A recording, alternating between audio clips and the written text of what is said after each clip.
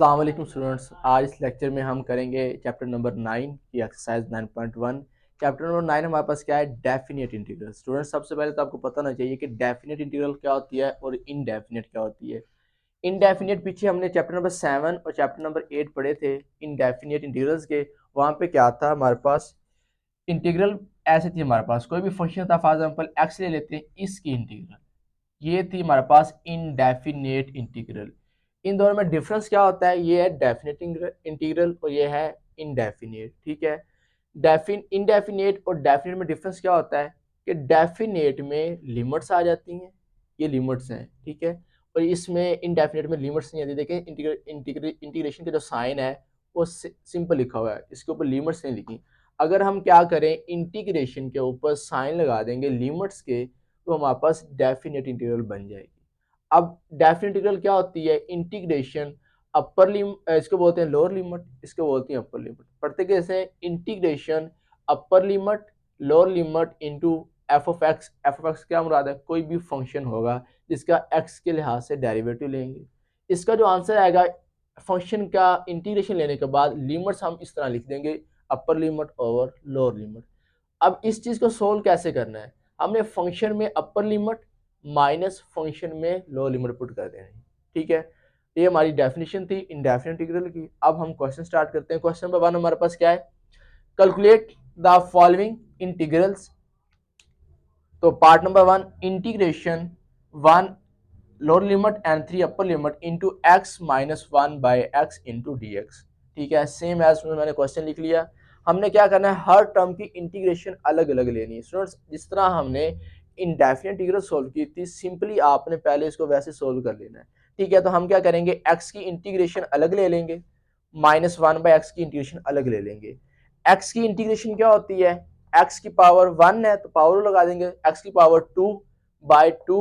और ये लिमिट्स है ना, ये हम इंटीग्रेशन का साइन खत्म करके ये दो स्ट्रेट लाइन लगा के इसके इधर लिख देंगे, अपर लिमिट ऊपर, नीचे लोअर लिमिट, माइनस 1/x की इंटीग्रेशन क्या होती है, ln x होती है। तो ln x इंटीग्रेशन का साइन खत्म हो गया, 3/1 आ जाएगा। ठीक है, और साथ c नहीं लगाना, क्यों, क्योंकि इसमें लिमिट्स आ गई हैं। जब लिमिट्स आ जाती हैं तो वो डेफिनेट इंटीग्रल बन जाती है। इधर आंसर में c नहीं लिखना, वो इंडेफिनेट में लिखते थे। ये भी एक डिफरेंस है कि इंडेफिनेट में सी आना है और जिसमें लिमिट्स आ जाए उसमें सी नहीं आना। अब हम क्या करेंगे, ये हमारे पास अपर लिमिट है, ये लोअर लिमिट है, इनको पुट करेंगे। पुट कैसे करते होते हैं, एक्स की जगह हमने 3 पुट कर देना, upper limit minus lower limit over 2 आ जाएगा, minus same as ln x में upper limit minus lower limit आ जाएगा। अब 3 का स्क्वायर क्या होता है, 9 आ गया हमारे पास, 1 का square 1, 9 minus 1/2 minus into natural log of 3 मैंने वैसे लिख दिया। स्टूडेंट्स जो हमारे पास नेचुरल लॉग ऑफ 1 होता है ये इक्वल टू 0 होता है, natural log of 1 is equal to 0। ठीक है, इसलिए मैंने इधर नहीं लिखा क्योंकि नेचुरल लॉग ऑफ 3 माइनस 0 0 ही नेचुरल लॉग 3 आना था, वो 0 था। 0 लिखें या नहीं, एक ही बात है। तो 9 माइनस 1 कितना होता है, 8, 8/2 माइनस नेचुरल लॉग ऑफ 3। अब 2 4 8, कटिंग कर देंगे, 2 1 2, 2 4 8, तो 4 माइनस नेचुरल लॉग ऑफ 3 हमारा क्वेश्चन नंबर 1 का आंसर आ गया। ठीक है, अब क्वेश्चन नंबर 2 का सेकंड पार्ट करते हैं। Integration of 8 upper limit and 1 lower limit into 1 over cube root of x into d of x आ जाएगा। अब हमारे पास ये क्यूब रूट थी, इसको मैंने चेंज कर लिया पावर में। स्टूडेंट्स अगर इधर 3 ना होता फिर ये स्क्वायर रूट आना था 1/2। जब इधर मैंने पावर इधर लिख दिया, इंडेक्स लिख दिया 3, तो ये 1/3 आएगा। जो इधर होता है वो 1 में लिखते होते हैं। ठीक है, अगर ना हो तो 1/2 होता है। तो ये इधर पावर पॉजिटिव थी, ऊपर जाके क्या बना, नेगेटिव पावर बन गई। सेम एज हम इंटीग्रेशन लेंगे जैसे इंडेफिनेट में करते थे, इसमें पावर लगाएंगे, पावर में एक ऐड किया, वही पावर नीचे, और लिमिट्स हमने लिख दी ऐसे सेम एज स्ट्रेट लाइन लगा के। ठीक है, अब इसको सोल्व किया, इसकी पावर को एलसीएम लेके, तो आंसर आया 2/3 ओवर 2/3, नीचे भी आ गया, लिमिट साथ वैसे लिख दी। अब हमने लिमिट्स पुट करनी है। लिमिट कैसे पुट करते हैं, अपर लिमिट माइनस लोअर लिमिट। तो 8 की पावर 2/3 माइनस 1 की पावर 2/3 ओवर 2/3 आ जाएगा। अब 1 की पावर कोई भी हो तो 1 ही रहता है, तो मैंने 1 वैसे लिख दिया स्टूडेंट्स। ठीक है, उसके बाद हमारे पास क्या रहेगा, 8। अब 8 को फैक्टराइज करेंगे। ठीक है, 8 को फैक्टराइज करेंगे तो हमारे पास आएगा 8, 2 4 8, 2 2 4, तो 2 1 1 2 3, टू 3 टाइम आया तो 2 की पावर कितनी बन गई हमारे पास 3 बन गई, तो मैंने इस 8 की जगह 2 की पावर 3 लिख दी। ठीक है, नेक्स्ट हमारे पास ये 3 से कट जाएगा, 2 की पावर 2 बच गई -1, 2 की पावर 2 क्या होता है हमारे पास 4 होता है।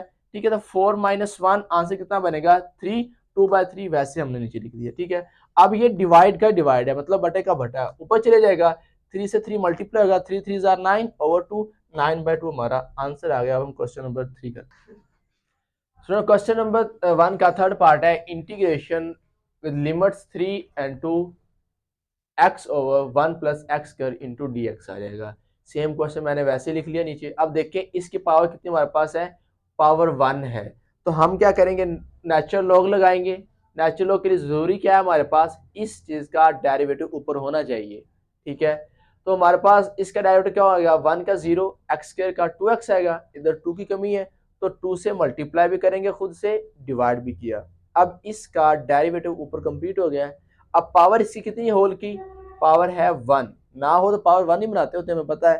ठीक है, अब इसकी पावर 1 है, डेरिवेटिव ऊपर आ गया हमारे पास, कंप्लीट हो गया है। क्या लगाएंगे, natural log into 1 plus x square, और ये लिमिट्स वैसे लिख देंगे, upper limits and lower limits आ जाएगी। अब ये लिमिट्स पुट करनी है, क्या करेंगे हम, एक्स की जगह 3 पुट कर देंगे, तो 1/2 into natural log 1 plus x है 3 का square minus, students limit put करते हैं, अपर लिमिट माइनस लोअर लिमिट, तो अपर लिमिट 3 थी तो मैंने इस x की जगह 3 पुट कर दिया, माइनस एल एन इन इंटू 1 प्लस 2 का स्क्वायर आ गया। तो 3 का स्क्वायर कितना होता है 9, तो 9 लिख दिया मैंने, तो 1/2 into natural log 1 plus 9 minus natural log 1 plus 2 की पावर 2 4। ठीक है, अब 1/2 नेक्स्ट स्टेप में क्या किया, 1/2 नेचुरल लॉग 1 प्लस 9 आ गया 10 माइनस नेचुरल लॉग 1 प्लस 4 5 आ गया। नेचुरल लॉ की प्रॉपर्टी है, जब नेचुरल लॉ की दो टर्म्स आपस में क्या हो, डिवाइड हो, माइनस हो रही हो, तो जब नेचुरल लॉ को कॉमन लेंगे ना तो ये दोनों आपस में डिवाइड हो जाएंगी। क्या, दोबारा सुन ले कि नेचुरल लॉ की प्रॉपर्टी है, जब इसकी दो वैल्यूज आपस में माइनस हो रही हो तो नेचुरल लॉ को कॉमन लेते होते हैं, तो जो ये वाली वैल्यूज होती हैं ये आपस में डिवाइड होती हैं, फर्स्ट वाली ओवर सेकंड वाली, तो 5/10 आ गया, 5 1s are 5, 5 2s are 10, तो 2 आया, तो हमारा आंसर आ गया 1/2 नेचुरल लॉग 2, ये हमारा पार्ट नंबर 3 का आंसर आ गया। ठीक है, part number 4 integration of with limits 3 and 0 cube root of 3x - 1 square into d x आ जाएगा।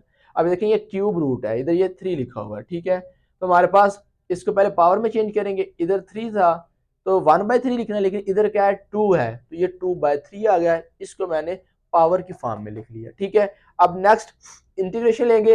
अब देखिए इसकी पावर है, जब इसकी पावर आ गई तो हमारे पास इसका डेरिवेटिव होगा, तो हम पावर लगाएंगे, तो इसका डेरिवेटिव क्या होगा 3x का 3 आ जाएगा, 1 का 0, मतलब 3 चाहिए हमें, तो 3 से मैंने मल्टीप्लाई भी करवा लिया और इधर डिवाइड भी करवा लिया मैंने। ठीक है, इसके बाद नेक्स्ट, अब इसका डेरिवेटिव पूरा हो गया तो हम क्या करेंगे, इसके पावर रूल लगा देंगे, तो पावर रूल में क्या है, पावर में क्या ऐड करेंगे, तो मैंने एक ऐड कर दिया, वही पावर नीचे वो लिमिट्स लगा दी, upper limit and lower limit हमारे पास आ जाएगी। ठीक है, अब लिमिट्स हमने क्या करना है, इसको सिंप्लीफाई किया, पावर को इसको सिंप्लीफाई किया, एलसीएम लेंगे तो हमारे पास आंसर आया 5/3, इसको सिंप्लीफाई किया तो आंसर आया 5/3 आ जाएगा। अब हमने सिंप्लीफाई पावर को कर लिया है, अब हम पावर्स पुट करेंगे, कैसे करते होते हैं, पावर्स अपर लिमिट एक्स की पुट कर दी, 3 × 3 - 1 की पावर 5/3 माइनस लोअर लिमिट 3 × 0 - 1 की पावर 5/3 आ जाएगा। ठीक है, अब ये डिवाइड का डिवाइड था, ये जो 5/3 मैंने इधर लिखा हुआ है, दोबारा लिखता हूँ मैं इधर 5/3, तो ये डिवाइड के डिवाइड है, ऊपर चले जाएगा 3, ऊपर चलेगा 5 नीचे, ये 3 से 3 कट गया, 1/5 लिख दिया मैंने, 3 × 3 9 -1, 3 × 0 0 -1 -1 आ गया। अब 9 - 1 कितना आएगा 8, 8 की पावर 5/3 आएगा, 8 की पावर कितनी हमारे पास आ गई इधर 3 आ गई, -1 माइनस इंटू, अब -1 की पावर क्या है 5/3 है, ओड है तो आंसर माइनस में ही आएगा। ठीक है, अब ये 8 को फिर फैक्टराइज करेंगे, इस तरह पिछले क्वेश्चन में किया था, 8 को किया तो 2 4s are, 2 को किया 2 2s are, 2 1s are, 1 2 3 3 time 2 आया तो 2 की पावर 3 बन गई, ये 3 से 3 कट जाएगा, 2 की पावर 5 बनेगी, माइनस माइनस प्लस प्लस 1 आ गया, 1/5 इंटू 2 की पावर 5 प्लस 1, अब 2 की पावर 5 कितना होता है 32 होता है, इसका मतलब है 2 की पावर 5 का मतलब है अगर 2 को हमने खुद से 5 टाइम मल्टीप्लाई करवाना है वो हमारे पास बना 32 प्लस 1 कितना बना 33। तो 33 को 1 से मल्टीप्लाई करवाया तो 33/5 हमारा आंसर आ गया। ठीक है स्टूडेंट्स, ये आज के लेक्चर में यहाँ तक। नेक्स्ट लेक्चर के लिए अल्लाह हाफिज़।